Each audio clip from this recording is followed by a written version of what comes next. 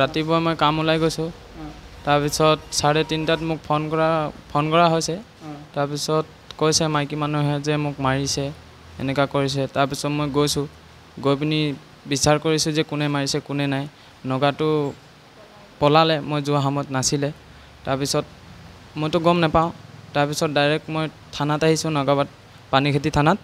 তাৰপিছত ইয়াৰ পৰা আমাক পঠিয়াই দিছে বেকাজানত গৈছোঁ আৰু তাত কৈছে যে এইটো বোলে আমাৰ ইয়াত নপৰে যে পানীখেতিত পৰে আকৌ এতিয়া পানীখেতিত আহিছোঁ আকৌ এতিয়া পানীখেতিত আহি পিনি তাৰপিছত ইয়াত মেডিকেলত পঠাইছে তাৰপিছত কি হৈছিলে কি নহৈছিলে এইটোতো মই গম নাপাওঁ এতিয়া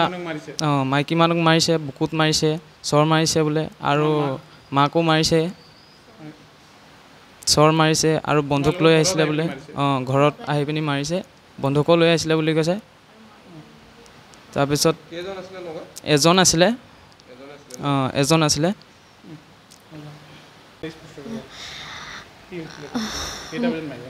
আমাক 3:30 তেনেকুৱাত নগাই আহি পেলানি আমাৰ ঘৰত মাক মাৰিলে চৰ মাৰিলে মাক আৰু মোকো চৰ মাৰিলে আৰু বুকুত আমাক গৰিয়াইছে আৰু মই মাটিত বাগৰি গৈছোঁ ঘৰত আমি শাহু মাক আছিলে আৰু মই আছিলোঁ মোৰ মানুহটোও নাছিলে আৰু শাহু বুঢ়াও নাছিলে নগাই মদ খাইছিলে আৰু এইপিনে বন্ধুকো ধৰি আছিলে আৰু মোক মাৰি পেলাম বুলিও কৈ আছিলে হয় মাৰি পেলাই দিম বুলি কৈছিলে হয় নগাজনৰটো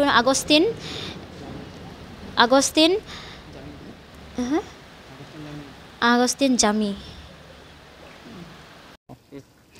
হয় যেটো ঘটনা হল দুৰ্ভাগ্যজনক বৰহুলা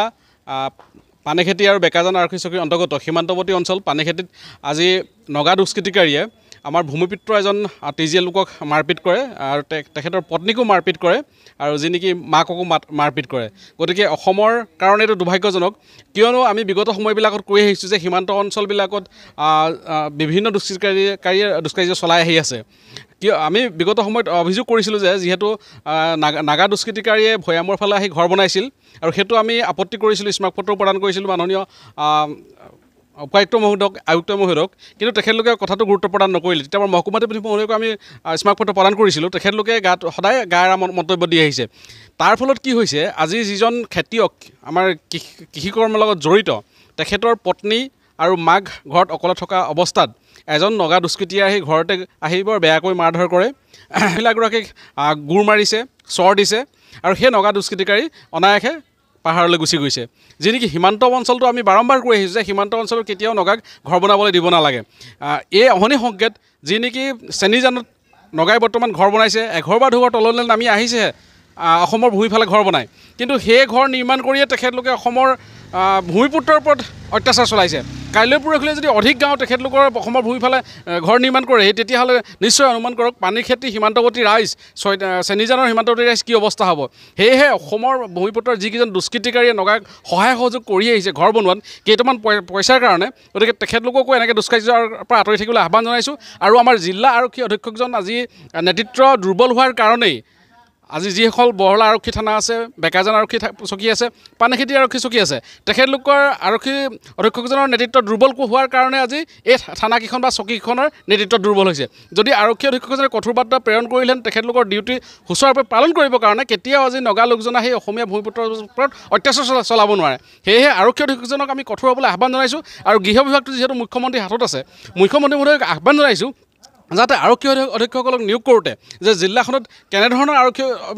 অধ্যক্ষ নিয়োগ কৰিব লাগে তাৰ প্ৰতি লক্ষ্য ৰাখিব লাগে যদি এইসকল আৰক্ষী অধীক্ষকে দায়িত্ব ল'ব নোৱাৰে তেখেতলোকক সচিবালয়ত ৰাখিব লাগে এটা তাৎপৰ্যপূৰ্ণ কথা এগৰাকী মহিলাই ন্যায় বিচাৰি এবাৰ পানীখেতি এবাৰ বেকাজান তাঁত বাতি কৰিছে আইন সংশোধন হৈছে কিন্তু আৰক্ষী কোনো সংশোধন হোৱা নাই তেওঁলোকে 0 FIR যেতিয়া দাখিল কৰি পিনি সেই FIR যদি অসমত নহয় নাগালেণ্ডতো হয় যদি ক্ৰাইম স্পট তালৈ প্ৰেৰণ কৰিব পাৰে অতি দুৰ্ভাগ্যজনক এগৰাকী মহিলাৰ ন্যায়ৰ বাবে আজি 3টা বজাৰ পৰা হাবাথুৰি খাই অৱশেষত উচ্চপদস্থ বিষয়াৰ তৎপৰতাত তেওঁ চিকিৎসাধীন কৰিবলৈ বাধ্য হয় ভাৰতৰ সংবিধানখন নাগালেণ্ডৰ বাবে হওক বা অসমৰ কাৰণে হওক একে কিন্তু অসমৰ যি আৰক্ষী আমাৰ যোৰহাট জিলাৰ যিজন আৰক্ষী অধীক্ষক আছে অধীক্ষকজনৰ নেতৃত্ব দুৰ্বল হোৱাৰ বাবেই আজি বেকাজান আৰক্ষী চকী হওক পানীখেতি আৰক্ষী চকী হওক তেখেতলোকৰ নেতৃত্ব দুৰ্বল হৈছে যি নেকি ন্যায় পোৱাৰ ক্ষেত্ৰত বঞ্চিত হৈছে সেই ভুক্তভোগী মহিলাগৰাকীয়ে যেতিয়া যিকোনো এখন থানাত গৈছে তেখেতলোকে প্ৰথম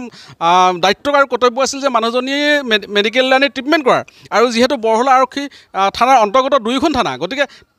পৰৱৰ্তী পৰ্যায়ত বৰহলা আৰক্ষী থানাৰ যিজন ব্যক্তি অ'চিয়ে তেখেতলোকক দায়িত্ব অৰ্পণ কৰিব কোনখন থানাই পায় কিন্তু তাকে নকৰি তেখেতলোকে নিজৰ দায়িত্ব গায়েৰা মন্তব্য দি বা দায়িত্বৰ পৰা আঁতৰিব বিচাৰিছে গতিকে এনেকৈ হ'লে নিশ্চয় চোৰ ডকাইত বা ধৰ্ষণকাৰী সদায় পলাবলৈ সুযোগ পাই আছে আৰু আমি বিগত সময়বিলাকক দেখিছোঁ